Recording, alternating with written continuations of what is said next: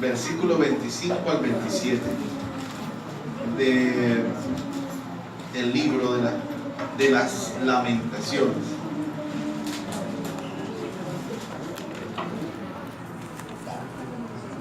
Comparta la palabra, la Biblia, con el quien lo trajo.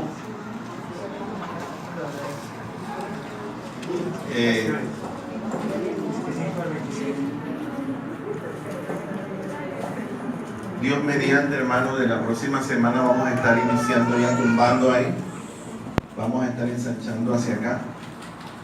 Vamos a ir adecuando el templo y vamos a ir ensanchando. Este cuarto va a caer y vamos a dejar un espacio y va a quedar cuadrado.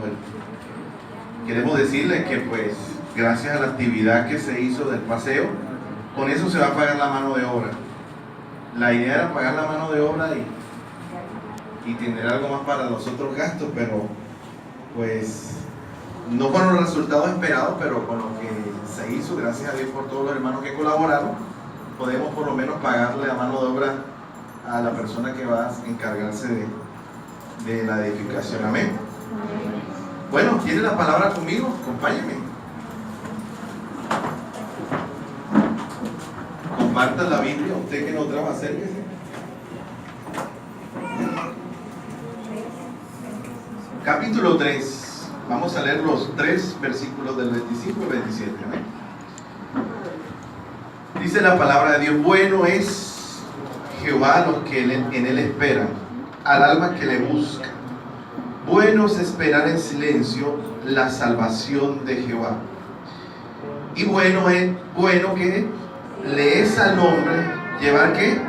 El yugo desde su juventud. Yo creo que leamos el 27 a la cuenta de 3 todos, por favor. 1, 2 y 3. Bueno le es al hombre llevar el yugo desde su juventud.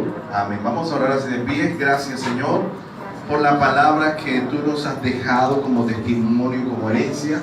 Hoy necesitamos que nos hables, que nos des el consejo divino, Señor, porque Dios, estamos ávidos de ser llenados de esa sabiduría, de esa revelación y de ese alimento espiritual. Oramos por nuestros corazones, por nuestras mentes, por nuestras almas, para que seamos humildes, obedientes, sensibles a la voz de tu Santo Espíritu. Y te damos gracias, Señor, porque sabemos que tú nos vas a hablar a cada uno de nosotros. En Cristo Jesús, Señor nuestro. Amén. Muy amable, muy gentil por estar de pie en reverencia a la palabra de Dios. Puede sentarse. Usted sabe que estamos en el tema, en el mes de la obediencia. Vamos a tener los 2 meses. El tema, Dios nos ha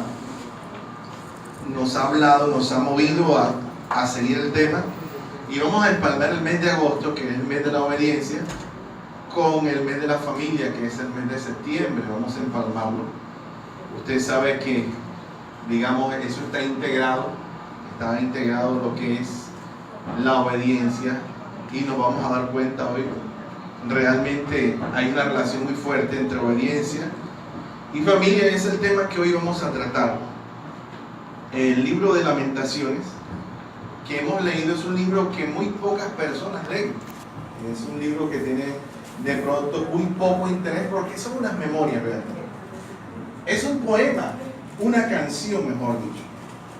Nosotros hemos dicho, aquí hemos hablado y nos hemos intrigado mucho por lo que es la poesía y la música en la Biblia. Recuerda que descubrimos que el libro de Habacuc termina con un sí y o no, que es una canción de acción de gracias por algo que aún Dios no ha hecho.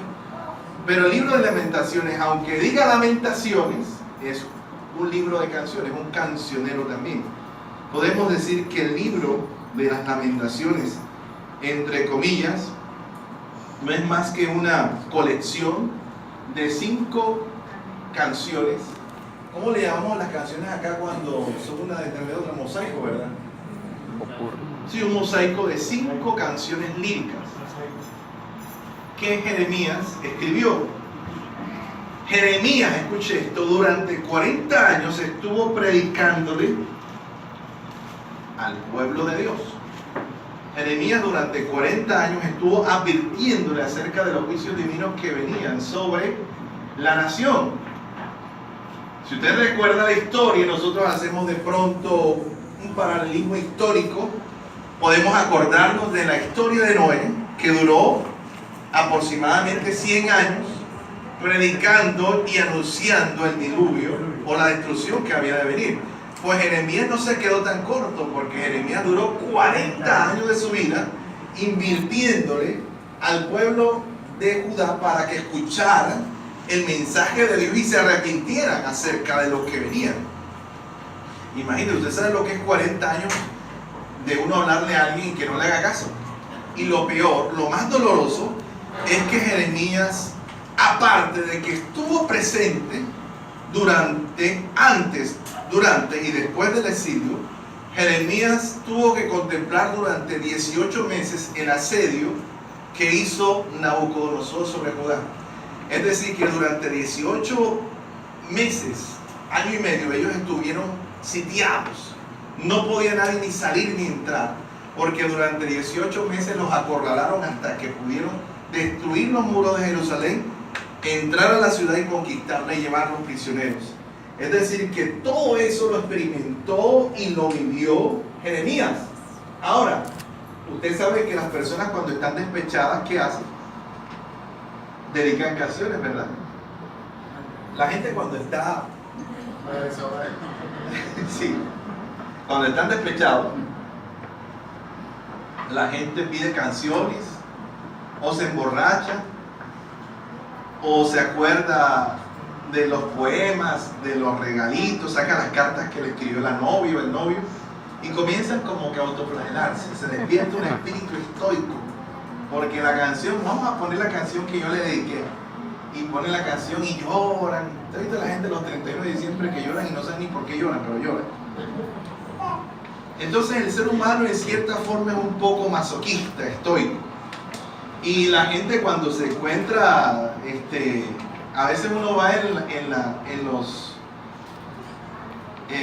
una vez iba en un taxi, venía del trabajo en la noche, y el señor tenía un programa de esos, de despecho, y llamó a un tipo: quiero dedicarle esta canción a fulanita, que se acuerda allá donde está, que yo la amo, que es el amor de mi vida, que no me deje,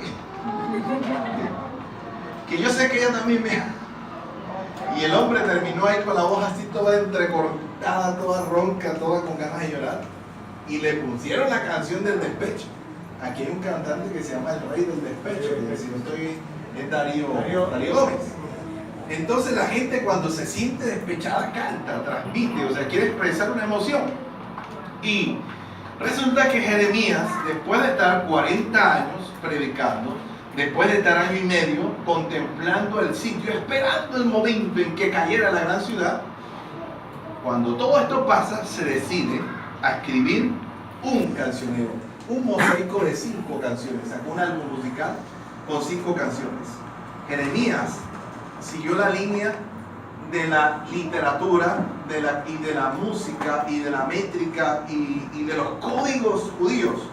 Porque si usted se da cuenta, tiene 5 canciones, y cada canción, o sea, cada capítulo es una canción, y cada capítulo contiene tiene 22 versículos que representan las 22 letras del alfabeto hebreo.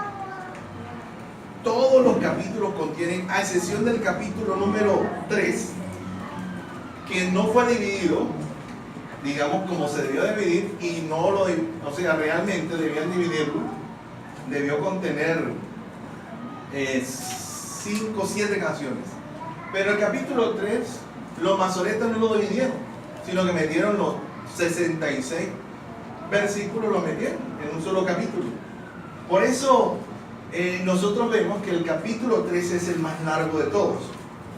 Nunca habíamos visto un libro, no lo vamos a ver, un libro en la Biblia con expresiones tan conmovedoras y tan desgarradoras. Por ejemplo, en el capítulo número 1, en el 2:22, usted va a encontrar estas expresiones que son realmente trágicas. Dice: han convocado de todas partes mis temores como un día de solemnidad. En el día del furor de Jehová no hubo quien escapase, ni quien quedase vivo.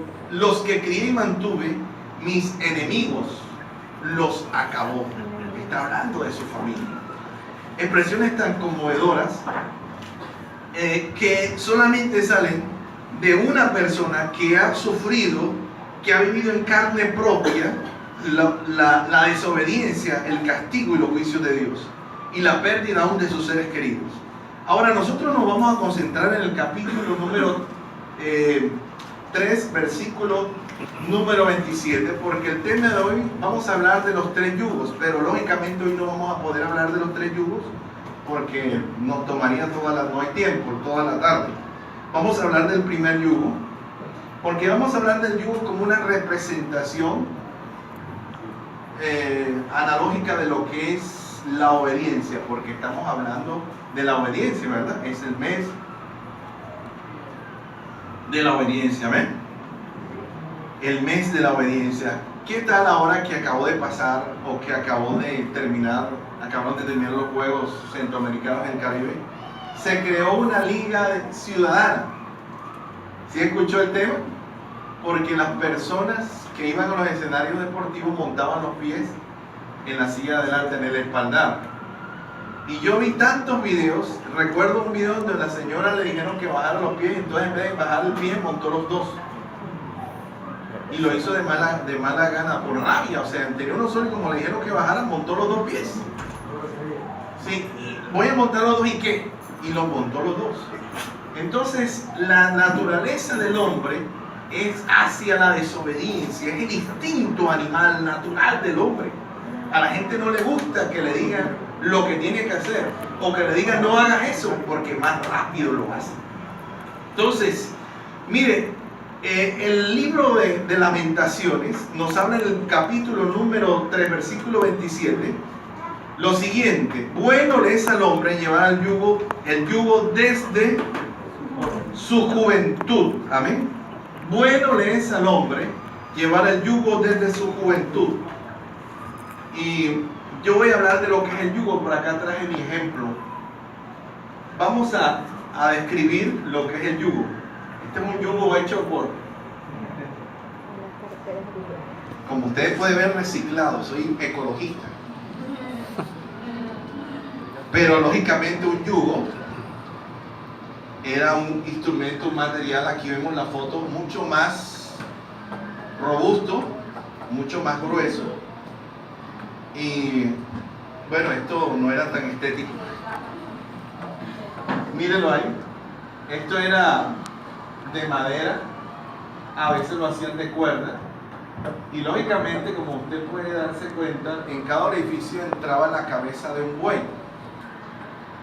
El yugo se utilizaba más que todo para labores de arado e inclusive para labores de transporte.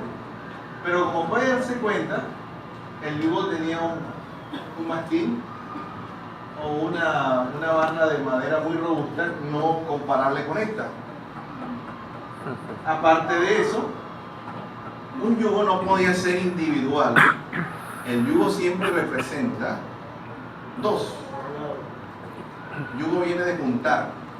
Es más, esto se llama yugo, pero cuando se colocaban los dos bueyes, se llamaba yunta, es decir, la yunta de bueyes era una pareja de bueyes.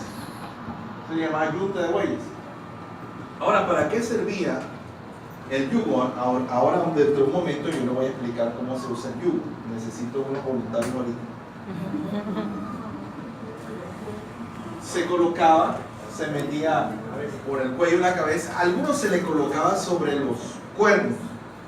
Pero estos yugos representaban en sí, la palabra yugo viene del original hebreo, ot. Es una expresión un poco común, un poco sencilla, que significa unir, que significa juntar, que significa estar compenetrados. Por eso la palabra griega es mucho más, digamos, común entre nosotros, que es cónyuge. ¿Se ha escuchado hablar de cónyuge? ¿Quién es cónyuge? Mi esposa. Es decir, que está relacionado el matrimonio con el yugo, ¿verdad? Un yugo entre dos, es decir, que el matrimonio es una yunta. de dos bueyes, uno macho y una hembra, ¿verdad? De ahí viene la palabra cónyuge, es decir, conyugo, alguien que se unió a otro. Ahora vamos a seguir viendo la palabra de Dios, porque en el libro de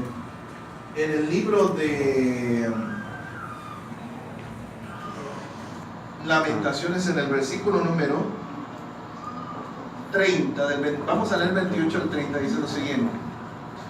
Vamos a leer desde el 27. Bueno le es al hombre llevar el yugo desde su juventud, que se siente solo y calle, porque es Dios quien se lo impuso.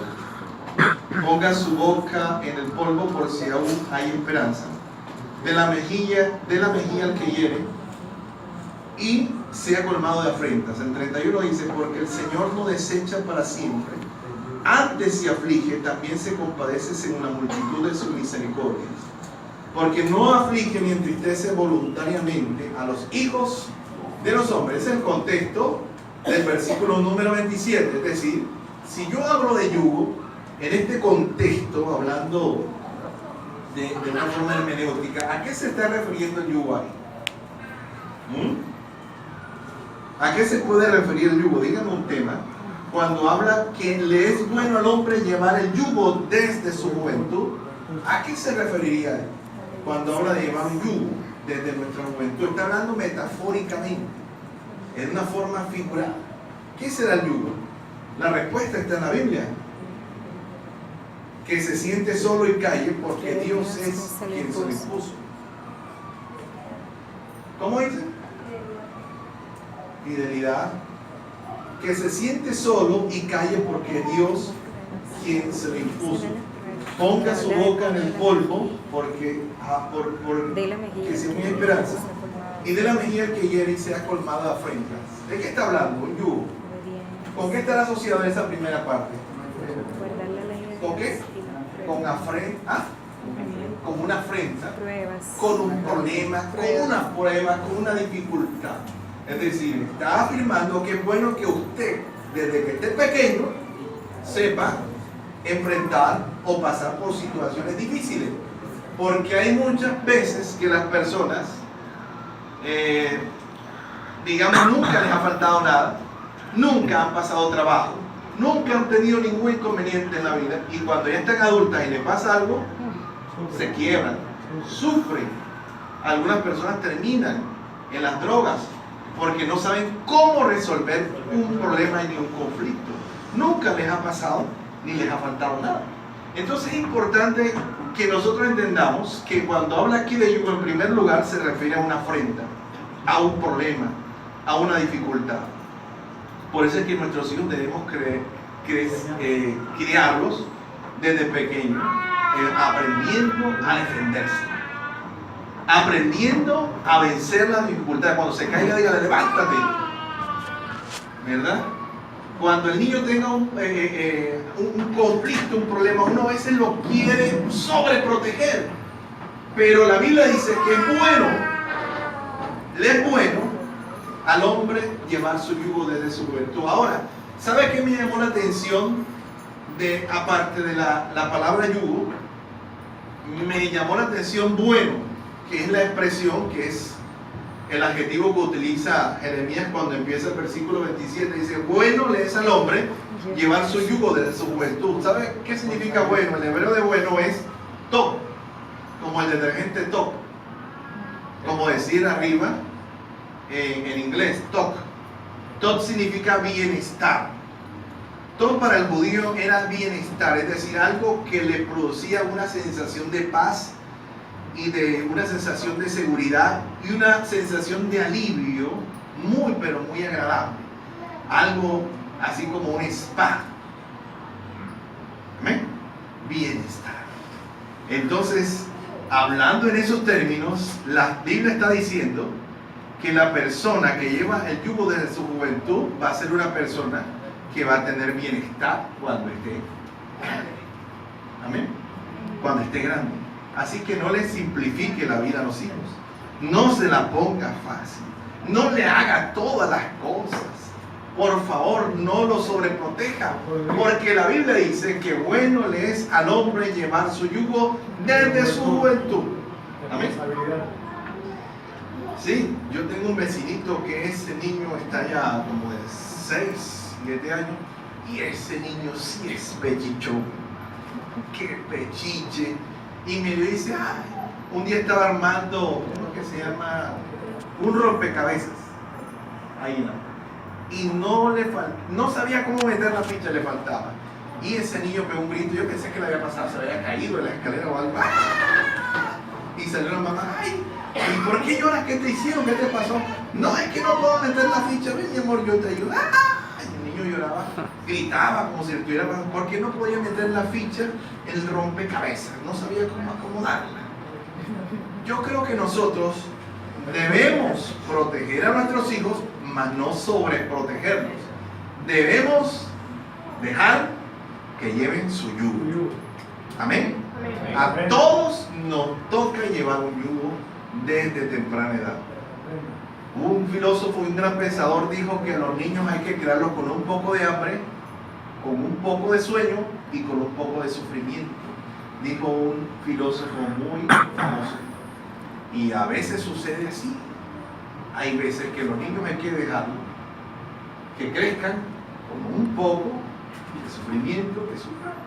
Ellos tienen que saber que la vida, que van a sufrir, que la vida no es fácil, que tengan algún día un poco de hambre, no es malo. Tengo hambre y tiene que salir uno corriendo, no, tienen que esperarse que esté la comida. Hay que dejarlos también, que de vez en cuando también tengan sueño, ¿verdad? Tengo sueño, no, espérese un momento.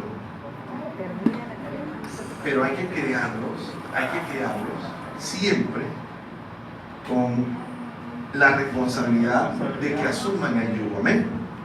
Ahora seguimos adelante, porque si el versículo 28 al 30 nos dice que un yugo es una situación compleja, una afrenta, el versículo 31 dice lo siguiente: porque el Señor no desecha para siempre, aunque antes se aflige, también se compadece según la multitud de sus misericordias, porque no aflige ni entristece voluntariamente a los hijos de los hombres.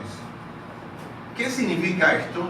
El segundo fragmento, 31 al 33, nos muestra que hay una intencionalidad en Dios con respecto a ese yugo. Es decir, que vamos a utilizar la palabra que nosotros aquí en Adonai conocemos mucho, que es proceso.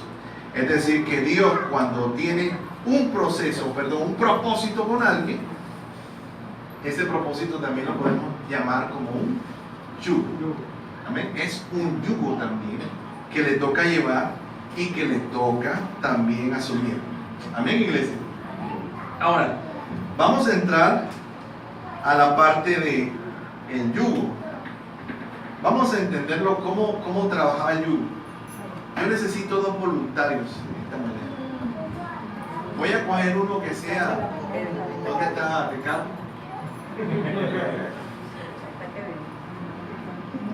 Kevin y Ricardo. Kevin y pónganse adelante los dos para ver qué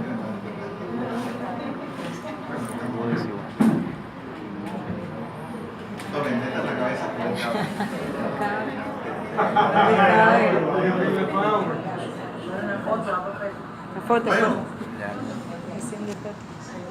Bueno, adelantándonos un poco al tema, es un yugo desigual.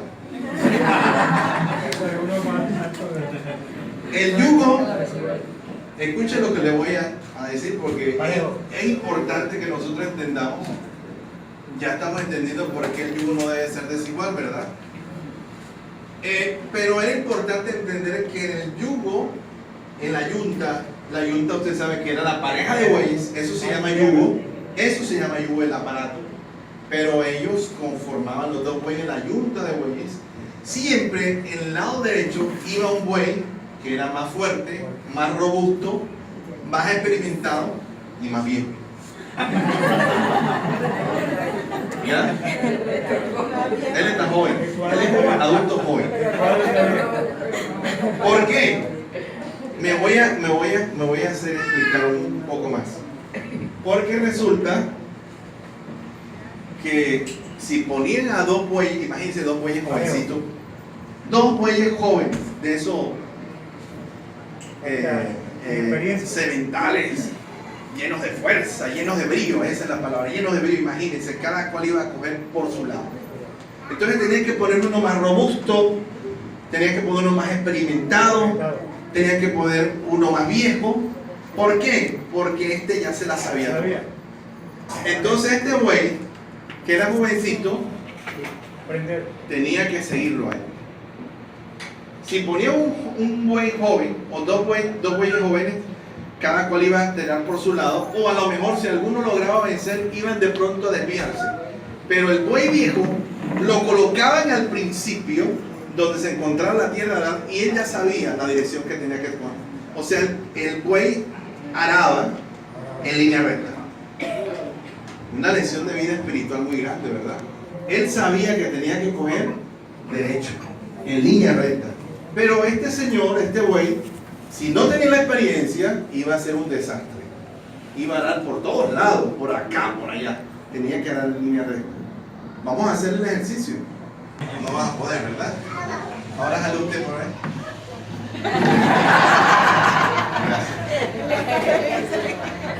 Ya se dio cuenta la importancia de entender que en un yugo, en una yunta, recuerde, yunta, yugo, en una yunta de bueyes siempre alguien debe llevar el liderazgo. Siempre debe haber alguien que va como autoridad y alguien que lo debe seguir. Entonces, es importante que ustedes comprendan que cuando la Biblia habla de llevar nuestro yugo, siempre nos habla de que alguien debe estar acompañándonos en el momento de llevar ese yugo. Usted no lleva un yugo solo. Le coloco el ejemplo del matrimonio. En el matrimonio tiene que haber el mismo ordenamiento. Y lógicamente, acá no depende de tanto de la experiencia, de la experticia, del ser robusto, ni la edad. Aquí depende más que todo de la autoridad que Dios estableció. Es decir, que el marido, así sea pequeñito y la mujer grandota, así sea pequeñito, sea jovencito y la mujer sea mayor, el marido tiene que llevarlo. La yunta, el yugo, tiene que dirigirlo el esposo, porque si la mujer es la que se encarga de dirigir el yugo, entonces es un hogar disfuncional. ¿Amén? ¿Quedó claro esto, hermanos?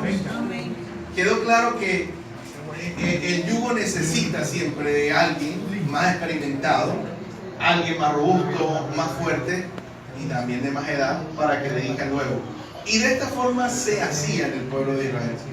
Cuando este buey ya se moría, entonces ya este buey tenía experiencia. Entonces este buey pasaba a ocupar aquel lugar y aquí colocaban a un buey nuevo, jovencito, que iba a aprender de aquel. Se da cuenta otra lección de lo que es un legado, la sucesión. Es decir, que Dios le enseñó a ellos que siempre había que estar preparando la sustitución del que iba a faltar. Amén. Entonces, hermanos, ya pueden despojarse. No. Muchas gracias, hermanos. Después de entrar en materia y explicar lo que significaba o lo que significa un yugo y lo que representa la yunta como tal, la pareja, ahora vamos a entender por qué lo estamos asociando, por qué se asocia como obediencia este tema del yugo. Es lógico y es sencillo, porque el yugo o la yunta tiene que ver mucho con el tema de la sujeción. En una yunta de bueyes hay un buey que se tiene que sujetar al otro. Es más, el Señor dio órdenes expresas de que no se podía poner a arar a un buey con un asno. Un buey y un burro, o un mulo, por ejemplo, no se podía poner a arar con un buey. Tenían que ser dos bueyes. El buey, el asno no estaba diseñado ni capacitado para ese tipo de trabajo.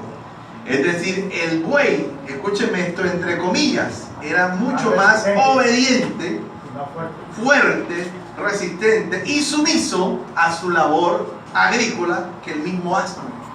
Por eso es que dice la gente más terco que una mula, ¿verdad? Así de sencillo. Ahora, vamos a ver lo que dice la Biblia acá, porque en el versículo número 28, hablando del yugo de la juventud, dice que se siente solo y calle, porque Dios es quien se lo impuso.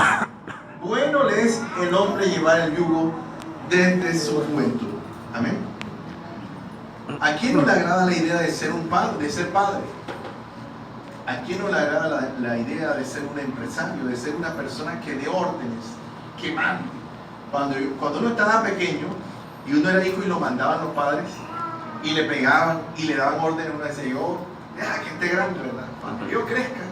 Uno quería crecer y casarse para que no lo mandaran. ¿Sí o no? Uno quiere ser libre y ya no tengo que dar cuenta. Pero resulta que ahora que uno es padre, entiende, ¿verdad?, la labor que tenían los hijos. Porque no hay nada peor que la desobediencia de un hijo para con un padre. Cuando yo le digo a un hijo mío, ve y coge eso, y me dice, ya va, usted no se imagina la cantidad de sentimientos que se acumulan en mi interior. Ya va, y no lo hace. Uno quiere que vayan enseguida y hagan lo que tienen que hacer, ¿verdad? Pero uno se le olvida que uno hacía también lo mismo, ¿verdad? ¿Quién no se acuerda cuando fue desobediente y ahora nosotros a nuestros hijos les exigimos obediencia? Ahora, la Escritura dice acá, bueno le es al hombre llevar el yugo desde su juventud, y nos muestra una etapa de la vida, es decir, desde temprana edad. Entonces podemos decir que el primer yugo que aparece en la Biblia es el yugo de la familia, el yugo del hijo, el yugo de la formación, de la instrucción como hijos. Yo creo que el primer yugo que uno tiene es el yugo en el hogar, ¿verdad que sí? Amén. Y ahora voy a verlo desde otra óptica, porque si ya le dije que a un hijo no se le puede sobreproteger porque hay que enseñarle a que lleve su propio yugo. Yo cuando voy a llevar a veces el tema al colegio, veo unos muchachos de esos burro viejos ya grandotes y la mamá les lleva el bolso. La mamá por el morral cargando el bolso y el pelado adelante así como que lo cargarlo a él. La Escritura dice que cuando Isaac iba a ser sacrificado por Abraham, Isaac cargó la misma leña donde iban a levantar el altar para sacrificarlo. Ahora, cuando la Escritura dice acá que el hombre necesita llevar un yugo desde joven, ese yugo empieza en el hogar, en la casa. Es decir, que nosotros somos los primeros que debemos asumir el rol de padres, de autoridad, de bueyes experimentados, robustos y lógicamente más viejos. Y en el otro extremo debe estar nuestro hijo. Ahora quiero un padre y un hijo, por favor. ¿Hay aquí un padre y un hijo?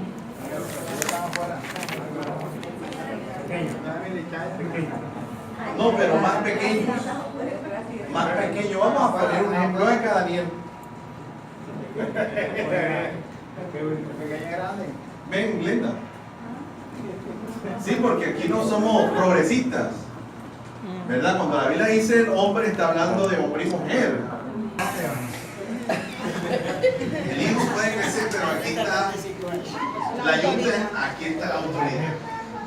La Escritura dice que es bueno al hombre llevar el yugo desde su juventud. Y el capítulo número 6 del libro de Efesios dice: honra a tu padre y a tu madre para que te vaya bien y seas de larga vida sobre la tierra. Es decir, que la primera instrucción que habla acerca del yugo de la juventud no tiene que ver con el colegio, no tiene que ver con las amistades, no tiene que ver con el deporte, no tiene que ver ni siquiera con la iglesia, tiene que ver con los padres. Es decir, que en la casa debe existir un yugo, en la casa debe existir un yugo, y lógicamente aquí estamos representando Lo que hace un momento hicimos genéricamente, lo estamos haciendo específicamente ahora, porque estamos colocando una persona que aunque es mayor que él, que aunque es más robusta que él, que aunque tiene más edad que él, eso no es relevante en este momento. Lo relevante es la autoridad de Dios que está sobre ella. Amén. Amén. Es decir, que aunque este hijo crezca y se vuelva más alto y más grande y estudie en una universidad, el yugo siempre lo lleva la madre. ¿Me está escuchando, iglesia? Porque la madre es la autoridad. La madre es la cabeza de la yunta. Y la Escritura dice que desde nuestra juventud este yugo debe enseñarse. Es decir, que la obediencia se aprende en la casa. La gente que usted ve en la calle que no obedece, los delincuentes, la gente que se vuela los semáforos, que maneja en estado de embriaguez, los que se orinan en las calles, las personas, los niños que pasan tirando piedras, se echan la leva en los hogares, en los colegios, perdón. Todo eso tuvo su génesis y su origen en el hogar, porque no existía un yugo. Amén. No existe un yugo. Hermana Glenda, camina. Pero tú también tienes que caminar. ¿Estás viendo lo que pasa cuando no puedes?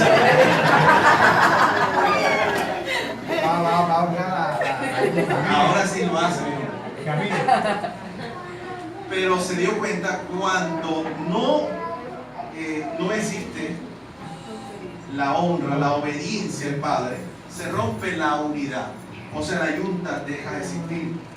Se daña el yugo, se parte, se pierde absolutamente. Porque el primer yugo que el hombre debe aprender en el hogar es la obediencia. Amén, iglesia. Entonces el yugo de nuestra juventud se llama obediencia, se llama honra, se llama respeto. Amén, iglesia. ¿Eso qué significa? Que nuestra familia, nuestro hogar, en nuestra casa es donde aparece o nosotros debemos conocer o aprender o relacionarnos con los yugos. Amén, iglesia. Y esto no tiene que ver con esclavitud, sino con sujeción. Amén. Venga, ven por acá. Después lo arreglamos para. Gracias, hermana. Dos muchachos ahora acerca de la sujeción. Ahora, vamos al versículo Jeremías capítulo 20, versículo 7, para ver por qué hacer una relación, una correlación con el mismo Jeremías.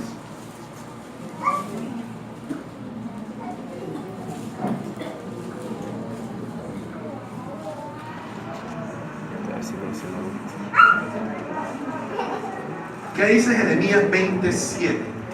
Me sedujiste, oh Jehová, y fui seducido. Más fuerte fuiste que yo, y me venciste. Cada día he sido escarnecido, cada cual se burla de mí. Pero vamos a ver la parte A, hasta aquí, el versículo número, hasta la punto y coma. Me sedujiste, oh Jehová, y fui seducido. Más fuerte fuiste que yo, y me venciste.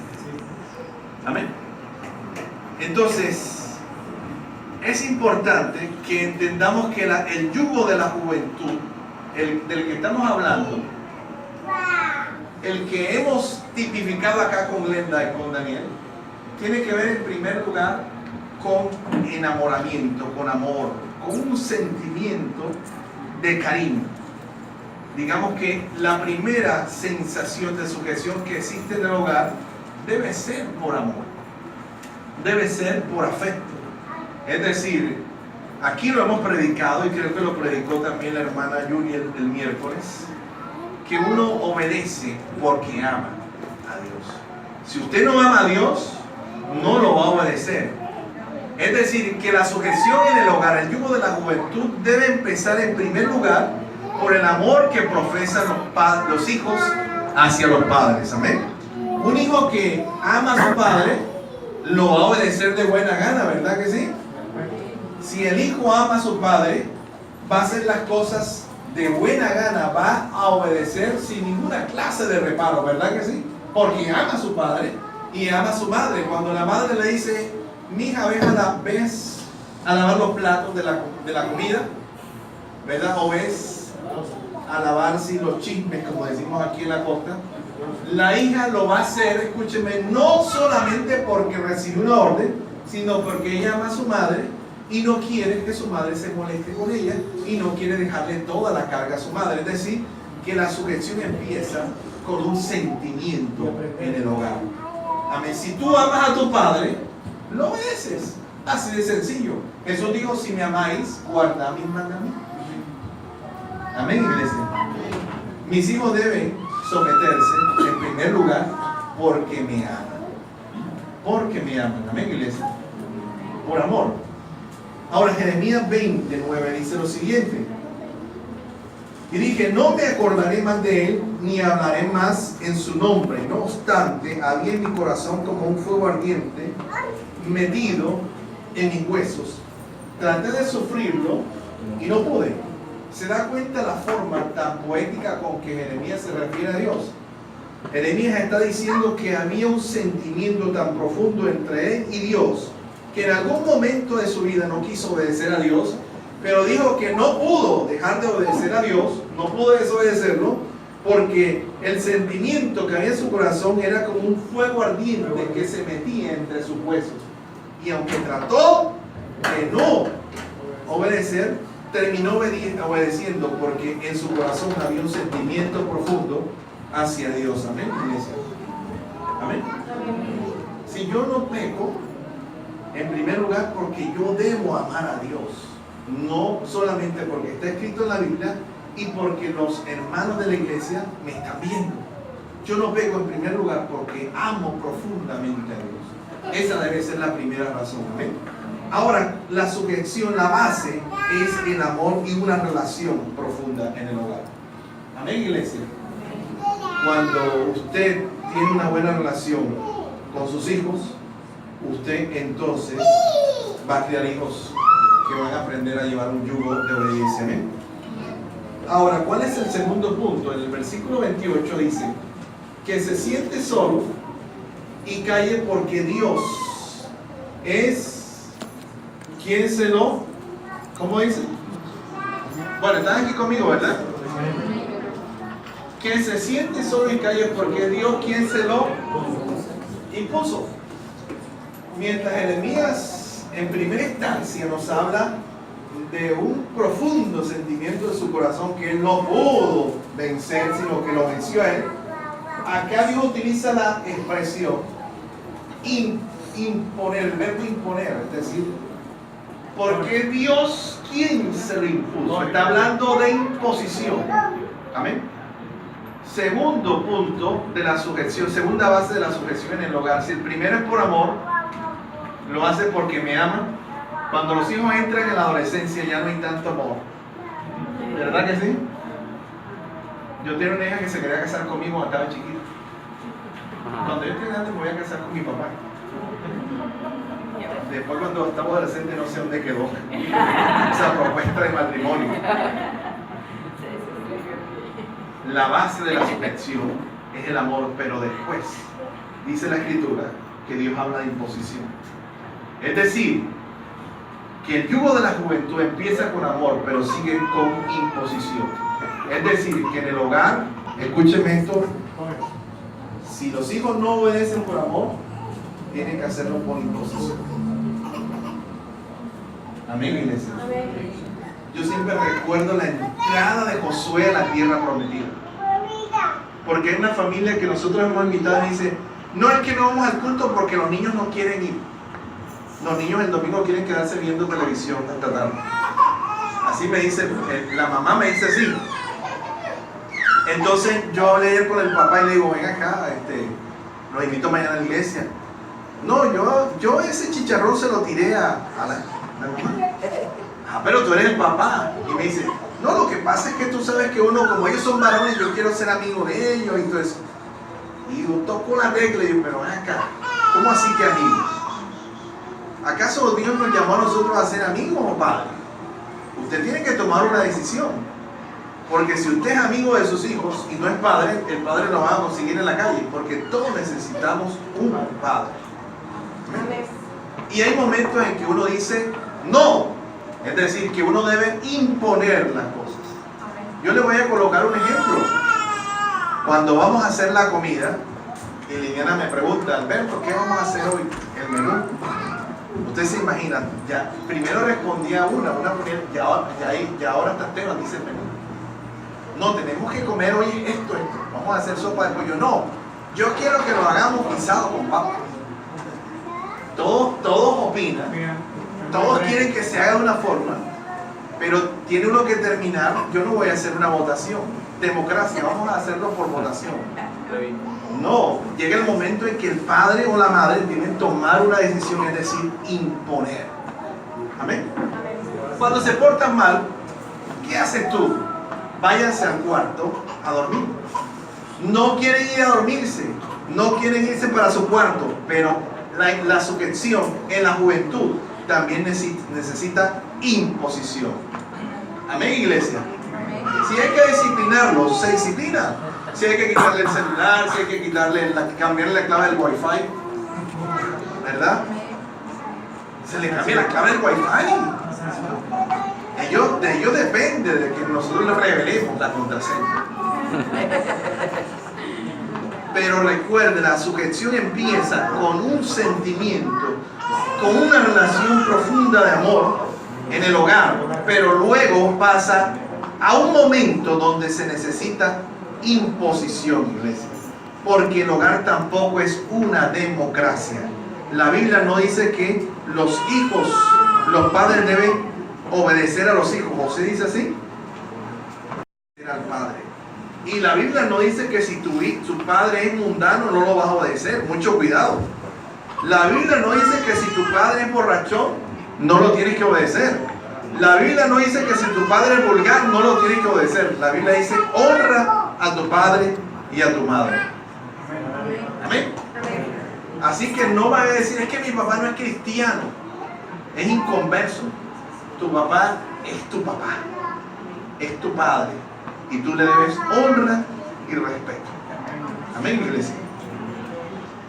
Vamos a seguir adelante porque la escritura también nos sigue hablando acá en el capítulo 28, el 3:28 dice que se siente solo y calle porque es Dios quien se lo impuso. Ponga su boca en el polvo por si aún hay esperanza. Dé la mejilla al que hiere y sea colmado de afrentas. Amén. Hasta ahí voy a terminar con el tema de hoy. ¿Cuál será, usted cree que la última base del yugo en el hogar, del yugo de la obediencia? Si la primera base que nosotros hemos tratado y hemos hablado es el amor, la obediencia o el yugo en el hogar empieza con amor y luego empieza con imposición, porque ya los hijos necesitan ser corregidos. Pero cuando los hijos llegan a una edad ya de la juventud, se puede decir 18 años, ya se necesita algo más, ¿verdad? ¿Qué dice el versículo 28? Que se siente solo y calle. Ponga su boca en el polvo, dice la escritura. Es decir, que está relacionado con el diálogo. Mucho con el diálogo.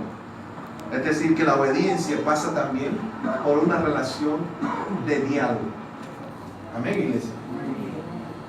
En cierta ocasión, un famoso filósofo llamado Parménides, llegó un joven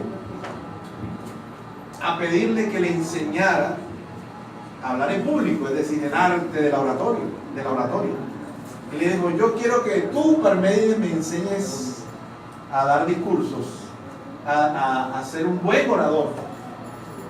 Y resulta que el muchacho que fue a tomar, el joven, a tomar la clase de oratoria, cada vez que Parménides hablaba lo interrumpía y no lo dejaba hablar, y no lo dejaba hablar, y lo interrumpía y no lo dejaba hablar.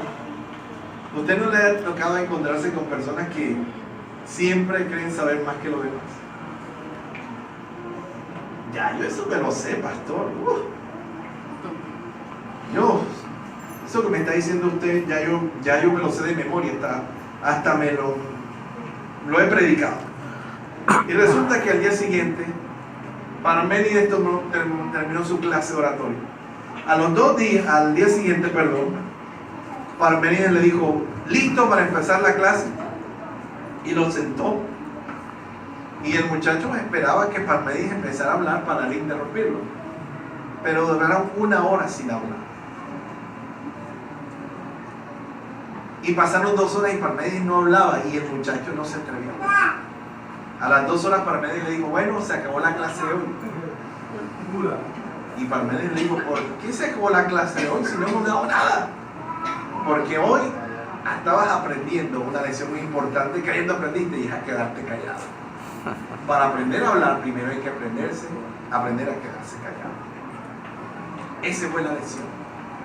Y escúcheme, en muchas ocasiones yo digo que en el arte de criar hijos, porque es un arte, uno tiene que aprender a cultivar el diálogo a nivel de la obediencia.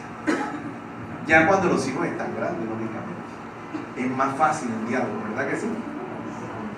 Yo esta semana tenía una situación complicada con una de las niñas. Y estaba tan complicada la situación que llegó un día en que le dije, ven acá, mi amor, siéntate aquí, vamos a hablar.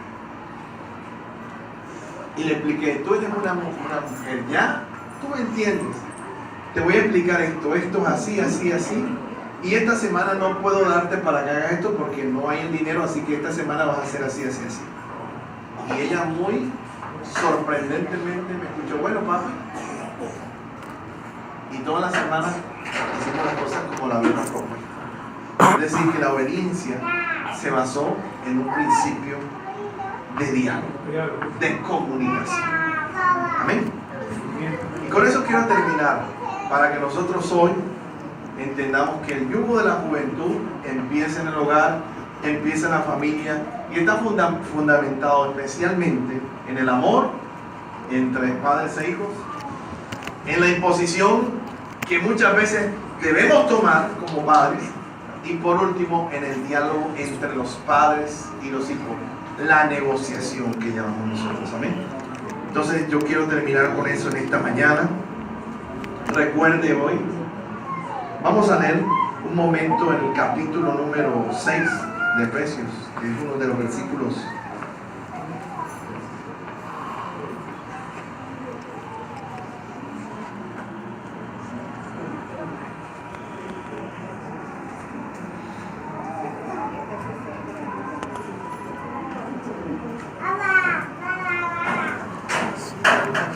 ¿ya lo tenemos?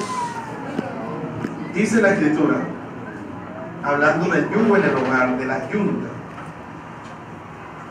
¿Ya lo tienen? Hijos, obedeced en el Señor a vuestros padres, porque es justo. Porque esto es justo, dice, ¿verdad? Honra a tu padre y a tu madre, que es el primer mandamiento con promesa para que te vaya bien. ¿Y qué más dice?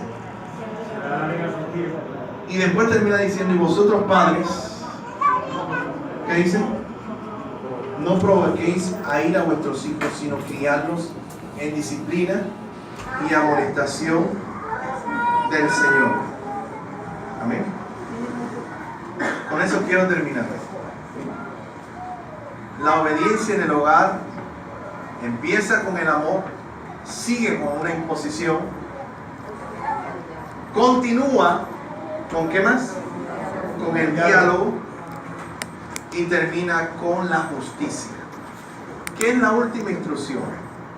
La Biblia dice que debemos obedecer al Señor, a nuestros padres en el Señor, porque esto es justo. Un hogar donde hay justicia es un hogar donde la obediencia va a prevalecer. Amén.